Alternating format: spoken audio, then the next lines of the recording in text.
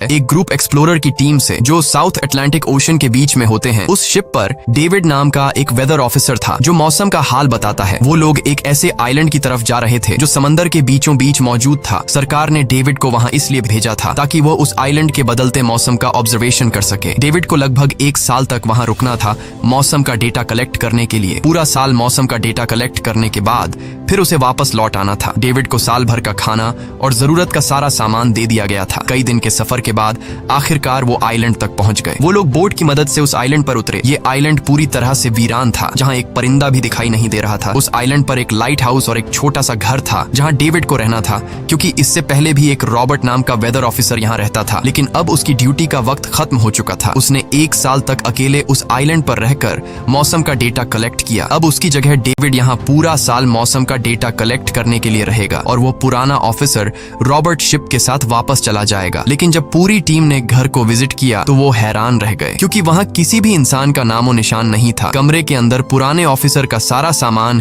यहाँ वहां बिखरा पड़ा था। जिसके बाद कैप्टन और डेविड ने सोचा कि शायद लाइट हाउस में कोई हो सकता है। कैप्टन और डेविड बिना वक्त गंवाए लाइट हाउस की तरफ बढ़ते हैं और वो सब वहां एक अजीब नजारा देखते हैं। वो देखते हैं कि पूरा लाइट हाउस तेज और नुकीले लकड़ियों से घिरा हुआ था, जैसे किसी ने जानबूझकर उसे बंद कर दिया हो ताकि कोई भी अंदर न जा सके। जिसके बाद कैप्टन और डेविड ने लाइट हाउस का गेट कई बार नॉक किया, लेकिन अंदर से कोई रिस्पॉन्स नहीं मिला। आखिर में उन्होंने गेट को जोर से धक्का दिया और अंदर घुस गए। लाइट हाउस के अंदर उन्हें एक आदमी मिला जिसका नाम ग्रूनर था। जब उन्होंने ग्रूनर से पुराने वेदर ऑफिसर रॉबर्ट के बारे में पूछा तो उसने जवाब दिया कि वो तो मर गया है। वो समंदर की तरफ गया लेकिन दोबारा कभी लौटकर वापस नहीं आया। ग्रूनर की बातें सुनकर डेविड और कैप्टन दोनों चौंक गए। ये सब सुनने के बाद कैप्टन ने डेविड से कहा, अगर तुम अब भी चाहो तो हमारे साथ वापस चल सकते हो। लेकिन डेविड ने वापस जाने से इनकार कर दिया। डेविड ने सोचा अगर वो सरकार को उस आइलैंड का एक्यूरेट वेदर रिपोर्ट दे पाया तो उसे काफी मोटी रकम मिल सकती है। जिसके बाद कैप्टन ने उसे एक गन दी खुद की प्रोटेक्शन के लिए। और कैप्टन ने डेविड से कहा कि ये जगह मुझे सेफ नहीं दिखाई दे रही, अपना ख्याल रखना। इसके बाद उसे वहीं पर छोड़कर वो सब वापस चल दिए और अब ये दोबारा वापस 1 साल बाद आएंगे। कैप्टन के जाने के बाद डेविड ने घर को थोड़ा सेटल किया, रहने के काबिल बनाया। रात होने के बाद उसे ड्रॉर में एक डायरी मिली जो पुराने वेदर ऑफिसर रॉबर्ट की थी। उस डायरी में आइलैंड के बारे में बहुत कुछ लिखा था। डायरी में एक मिस्टीरियस क्रीचर के बारे में कुछ बातें लिखी गई थी, लेकिन सब कुछ साफ नहीं था। कुछ बातें अधूरी थी। डेविड हर लाइन को ध्यान से पढ़ता गया। उस डायरी में कुछ अजीब तरह के जानवरों के स्केचेस भी बने थे। डेविड को समझ नहीं आया उसने ऐसी पिक्चर्स क्यों बनाई थी। शायद वो अकेला था और टाइम पास के लिए ऐसा किया होगा। डायरी के एक पेज पर पुराने ऑफिसर के वाइफ की फोटो भी लगी थी। डेविड वह डायरी पढ़ते पढ़ते थक गया और धीरे धीरे उसकी आंख लग गई। अगली सुबह डेविड ने मौसम का डेटा कलेक्ट करना शुरू कर दिया, लेकिन समंदर के पास पहुंचते ही उसके कदम रुक गए। उसने देखा कि चट्टानों के बीच कुछ पत्थर अजीब तरीके से सजाए गए हैं और उनके बीच शेल्स रखे थे अजीब से पैटर्न में। डेविड ने सोचा शायद ये सब ग्रूनर ने किया है। वो ये सोचकर दोबारा अपने काम में लग गया। काम के दौरान जब उसने दूरबीन से लाइट हाउस की तरफ देखा तो उसे ग्रूनर के साथ एक और इंसान भी दिखाई दिया, लेकिन पलक झपकते ही वो गायब हो गया। डेविड ने दोबारा उसे देखने की कोशिश की, लेकिन फिर उसे लगा कि ये उसका वहम है। रात को डेविड अपने काम में बिजी था, तभी दरवाजे पर नॉक हुआ। उसे लगा कि शायद ये ग्रूनर है। डेविड ने उसका नाम पुकारा, लेकिन कोई जवाब नहीं मिला। हाथ में लैंप लेकर जैसे ही डेविड दरवाजे की तरफ बढ़ा तो उसके कानों में कुछ अजीब सी आवाजें गूंजने लगीं, जो किसी इंसान की बिल्कुल भी नहीं थी।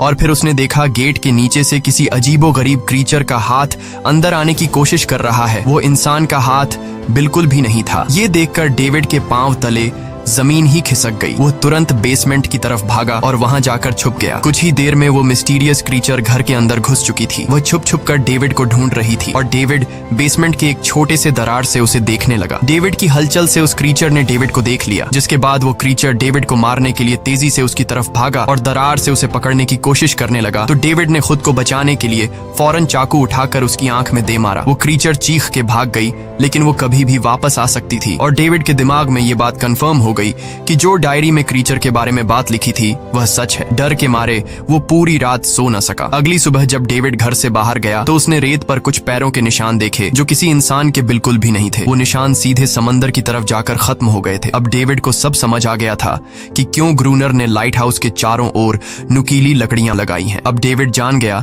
कि अगर मैं इस घर में रहूंगा तो वो क्रीचर मुझे कभी भी मार सकते हैं। डर के मारे डेविड लाइट हाउस की तरफ दौड़ता है और ग्रूनर को चिल्लाकर कहता है, गेट गेट खोलो, मुझे अंदर आना है। लेकिन ग्रूनर उसे अंदर नहीं आने देता और कहता है तुझे शिप के साथ लौट जाना चाहिए था। डेविड निराश होकर वापस लौटता है क्योंकि क्रोनर उसे लाइट हाउस के करीब भी नहीं देखना चाहता था। वो उसके ऊपर पानी गिराकर उसे दूर जाने को कहता है। अब उसे खुद ही कुछ करना होगा। उसने घर की हर एक विंडो को लकड़ी से बंद कर दिया, चारों तरफ नुकीली लकड़ियों से घेरा बनाया और गेट के बाहर पुराने कागज और किताबें रखी। फिर उन पर तेल छिड़क दिया ताकि अगर वो क्रीचर वापस आए तो उसे आग से डराकर भगाया जा सके। लेकिन एक बात थी जो डेविड अब तक नहीं जानता था और ये बात उसे आज रात पता चलने वाली थी। खुशकिस्मती से उसे घर के अंदर एक पुराना बॉक्स मिला। उस बॉक्स में एक गन थी और बहुत सारी बुलेट्स। ये देखकर उसे जिंदा रहने की थोड़ी सी उम्मीद मिली। जैसे जैसे सूरज ढलने लगा, डेविड के दिल में डर बढ़ने लगा। कुछ ही देर में चारों तरफ रात का अंधेरा छा गया। डेविड गन हाथ में लिए घर के एक कोने में चुपचाप बैठा था। उसकी दिल की धड़कनें तेज थीं। तभी एक अजीब आवाज सुनाई दी और जब डेविड ने खिड़की से छुपकर समंदर की तरफ देखा तो जैसे उसके पैरों के नीचे से जमीन ही खिसक गई। उसने देखा कि सिर्फ एक नहीं बल्कि पानी में से कई सारी वही अजीबोगरीब क्रीचर्स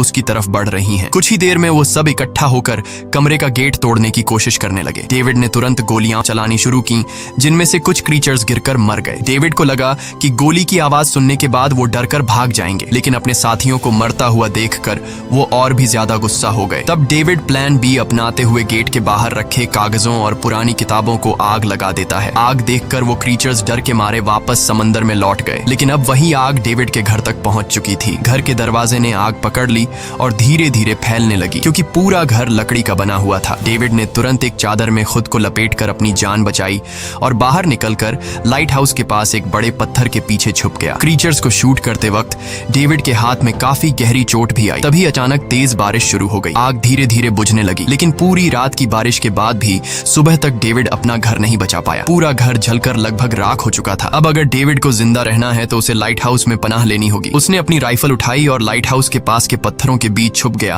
और इंतजार करने लगा कि कब ग्रूनर पानी भरने आएगा। जब ग्रूनर पानी भरने के लिए लाइट हाउस से बाहर निकला तो डेविड उसके पीछे पीछे चल दिया। लेकिन तभी अचानक एक अजीब सा क्रीचर जो ग्रूनर के पास ही था उसने डेविड पर हमला कर दिया, लेकिन किसी तरह करके डेविड ने उसे काबू कर लिया। वो क्रीचर ग्रूनर का रक्षक था। जब वह उसे शूट करने वाला था तो ग्रूनर ने तुरंत डेविड को रोका और कहा, रुक जाओ, ये मेरा पालतू है। डेविड ने गोली नहीं चलाई और मौके का फायदा उठाते हुए उसने ग्रूनर के साथ एक शर्त रखी, अगर इस क्रीचर को जिंदा रखना है तो मुझे लाइट हाउस में रहने दिया जाए, नहीं तो मैं इसे मार दूंगा। जिसके बाद ग्रूनर ने हाँ कर दी क्योंकि डेविड के पास ढेर सारा खाना और गन पाउडर था। शाम होने से पहले दोनों बचा हुआ खाना लेकर लाइट हाउस लौट आए और वो दोनों आराम से सो गए। अगली सुबह वो क्रीचर चुपचाप डेविड का हाथ चाट रहा था। जब डेविड नींद से जागा तो उसने देखा कि इस क्रीचर के चाटने की वजह से उसका हाथ पूरी तरह से ठीक हो चुका है। ये सब देखकर डेविड हैरान हुआ। डेविड अब क्रोनर से इस क्रीचर के बारे में और जानना चाहता था और फिर ये सब दुनिया के सामने लाना चाहता था क्योंकि ये किसी जादू से कम नहीं था। डेविड ने सोचा, अगर इस क्रीचर का राज दुनिया के सामने हम लाते हैं तो डेविड और क्रोनर दोनों बहुत सारा पैसा और नाम कमा लेंगे। लेकिन क्रोनर को ये सब नहीं चाहिए था। वो इस आइलैंड से कहीं नहीं जाना चाहता था। क्रोनर का अब इस दुनिया में कोई नहीं बचा था। उसके लिए ये आइलैंड परफेक्ट था जहां वो अपने आप को एक किंग समझता था और अपनी मर्जी का मालिक। इसी वजह से उसने आइलैंड के कई हिस्सों में लिख दिया था, क्रोनर यहाँ का बादशाह है। लेकिन डेविड को ये समझ नहीं आ रहा था कि ये अजीब सी क्रीचर क्रोनर की फालतू कैसे बनी। तो क्रोनर ने बताया कि एक बार क्रोनर ने उसकी जान बचाई थी। वो गलती से उसके फिशिंग नेट में फंस गई थी। तब ये क्रीचर छोटी थी और उस दिन के बाद से वो क्रोनर के साथ ही रह गई। उसकी हर बात माननी शुरू कर दी। लेकिन क्रोनर एक सख्त इंसान था। वो इस क्रीचर के साथ बहुत बुरा बर्ताव करता था। क्रोनर हर दिन इस क्रीचर के साथ फिजिकल रिलेशन रखता था। क्रोनर ने बताया कि एक बार इस क्रीचर ने मुझ पर हमला भी किया था और उसके बदले में क्रोनर ने उसे ऐसी सजा दी कि उस सजा के बाद वो क्रीचर अपने आप को क्रोनर की गुलाम समझने लगी। और आप सब भी समझ गए होंगे कि हर रात वो क्रीचर समुद्र से बाहर क्यों आते हैं। वो सभी इसलिए आते हैं ताकि अपने साथी को क्रोनर से छुड़वाकर वापस ले जाए। लेकिन क्रोनर ऐसा नहीं होने देता। वो क्रीचर्स दिन के उजाले में अटैक नहीं कर सकते क्योंकि सूरज की रोशनी उनकी स्किन जला देती है। डेविड अब यहाँ और नहीं रहना चाहता था। वो किसी तरह से आइलैंड से अपनी जान छुड़ाना चाहता था। खैर, शाम होने लगी और क्रोनर ने उससे कहा, गन लेकर रेडी हो जाओ क्योंकि वो क्रीचर्स कभी भी हमला कर सकते हैं। वो लाइट हाउस की लाइट ऑन करने के लिए तैयार हो गए और कुछ ही देर में समुद्र से बड़ी संख्या में क्रीचर्स निकलकर बाहर आ गए। वो लाइट हाउस की तरफ बढ़ते जा रहे थे। क्रोनर उन पर लगातार फायर करता जा रहा था, लेकिन डेविड पूरी तरह से डर गया था। वो लाइट हाउस के अंदर की तरफ आने लगा। क्रोनर के बार बार कहने के बावजूद वो बस एक कोने में चुपचाप बैठा रहा और कुछ ही देर में डेविड बेहोश हो गया। क्रोनर पूरी रात अकेला इन क्रीचर्स से लड़ता रहा। अगली सुबह क्रोनर ने गुस्से में डेविड के मुंह पर पानी डालकर उसे उठाया और कहा, अगर तुम्हें जिंदा रहना है तो इनकी जान लेनी होगी, नहीं तो तुम्हें लाइट हाउस से निकल निकाल दिया जाएगा और तुम्हें मेरी हर बात माननी होगी। रोजाना पानी भर कर लाना, लाइट हाउस के छोटे बड़े काम करना और रात को मेरे साथ गार्ड ड्यूटी भी करनी होगी। अब डेविड के पास दूसरा कोई ऑप्शन नहीं था, इसी वजह से ये सब करना उसकी मजबूरी बन गया। डेविड अब क्रोनर की हर बात मानने लगा, लेकिन एक चीज थी जो उसे बिल्कुल भी पसंद नहीं आई। वो ये थी कि हर रोज उस फीमेल क्रीचर को अलग अलग तरीकों से फिजिकली टॉर्चर करना। रात होती है, दोनों फिर से गार्ड ड्यूटी के लिए तैयार हो जाते हैं और एक बार